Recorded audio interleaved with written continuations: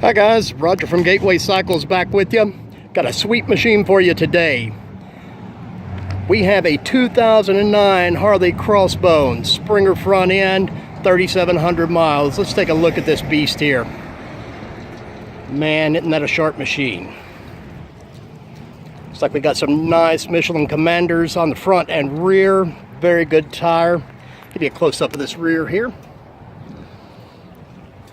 Looks like we've done some performance mods here. It's a Screaming Eagle intake on there. Let's get a close-up of that. And we got some Vance and Hines pavement pounders here.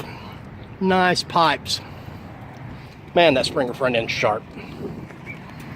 All right, let's crank this thing up so you guys can get a feel for how it sounds here.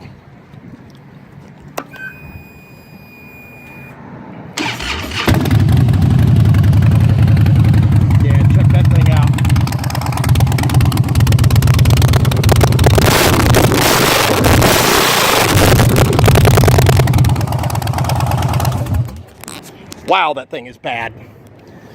Come on down here to our showroom in Mount Sterling, Kentucky and check this thing out, or check us out on the web at www.gatewaycycles.com.